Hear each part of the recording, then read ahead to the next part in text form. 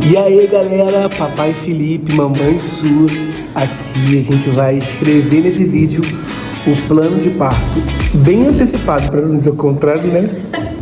Você já ouviu falar em plano de parto? Você sabe para que ele serve? Como ele deve ser escrito?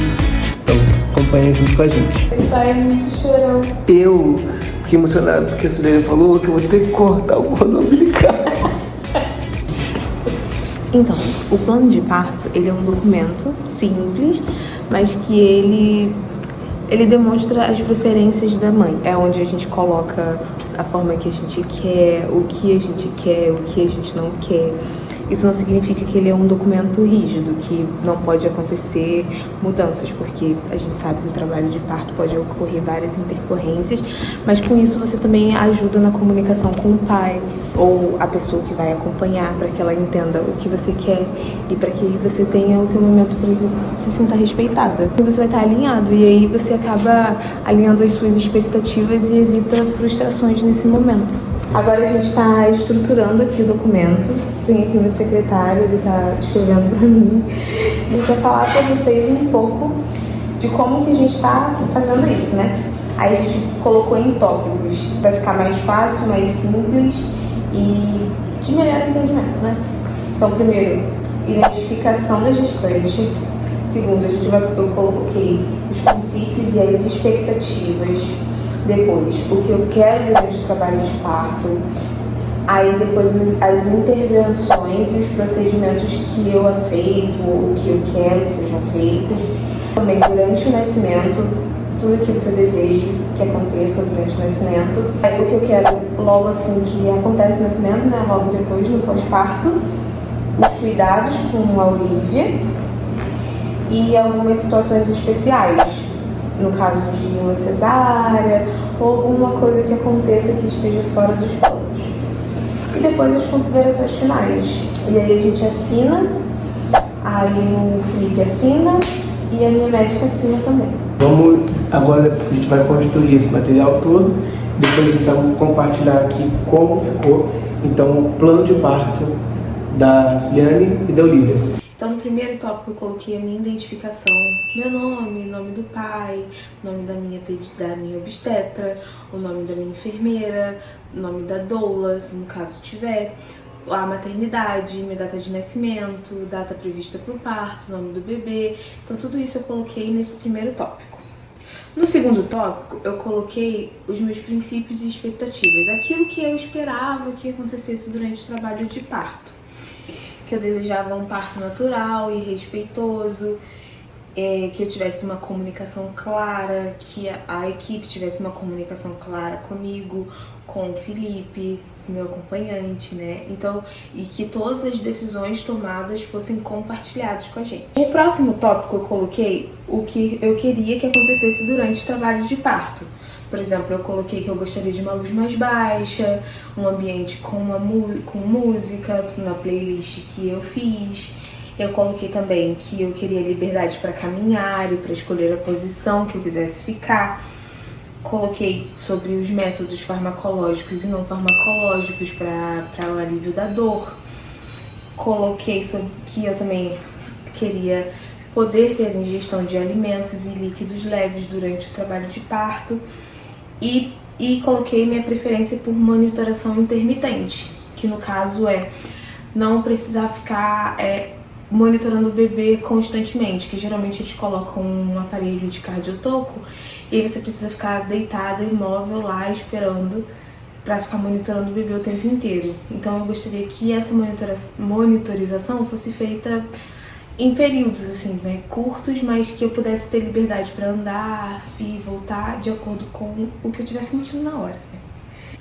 O próximo eu coloquei intervenções e procedimentos, aquilo que eu gostaria, que eu aceitaria. Então eu coloquei que eu gostaria de ser informada previamente sobre qualquer intervenção e procedimento que façam comigo. Coloquei também sobre o uso de ocitocina somente se for necessário, em caso de extrema necessidade. Coloquei que eu gostaria que evitasse o rompimento da bolsa de rotina, porque tem gente que rompe a bolsa sem necessidade, só para acelerar o trabalho de parto, então não quero isso. Coloquei, inclusive deixei em vermelho, que eu não aceito a episiotomia, que é aquele rasguinho que eles fazem para facilitar a saída do bebê. E eu coloquei que em caso de laceração de 2º ou 3º grau eu aceitava fazer uma sutura com anestesia. O próximo tópico que eu fiz é durante o nascimento. O que eu quero durante o nascimento? Eu quero ter uma livre escolha de posição. Eu quero poder ficar na posição que for mais confortável para mim naquele momento. Eu pedi também aqui no plano que tivesse um clampeamento de cordão tardio, isso não cortar o cordão logo assim que o bebê nascer. E pedi também um contato pele a pele logo que o bebê nascer, comigo.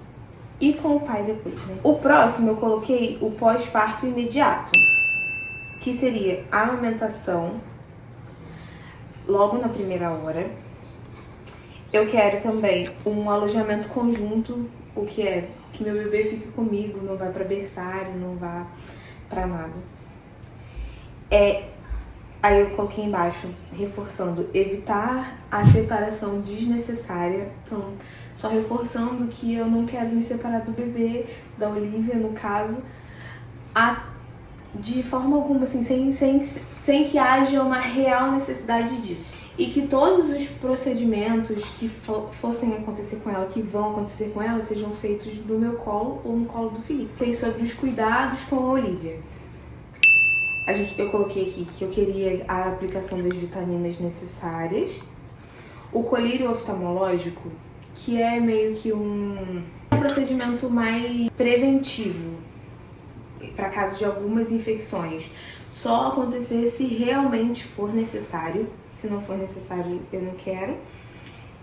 E as vacinas conforme o protocolo. E eu também coloquei que eu não quero banho de imediato. Então, eu não quero que dê banho nela assim que ela nascer. De preferência 24 horas depois. Não, mas 24 horas depois? O bebê só toma banho no outro dia. Vai ficar fedido, não? Não.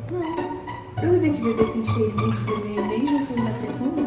Você sabia que na Itália a criança só toma banho 3 ou 4 dias depois do nascimento? Os europeus, Juliane, isso aí nem entra na comparação. O próximo tópico foi sobre situações especiais. No caso de acontecer uma cesárea ou algo do tipo.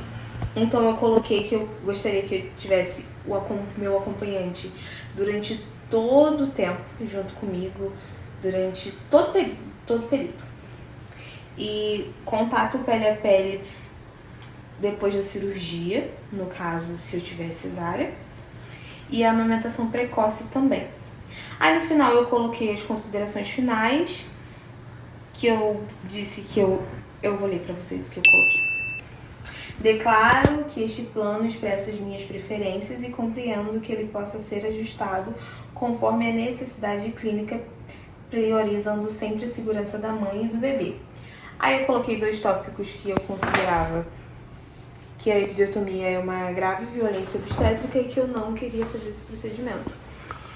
E no caso também que caso não haja uma necessidade extrema, que eu não queria que rompesse a bolsa, que eles chamam de amniotomia. Você coloca a sua assinatura, aí eu coloquei a minha assinatura, depois eu coloquei a minha assinatura, a assinatura do Felipe, que é meu acompanhante, e a assinatura da minha obstetra.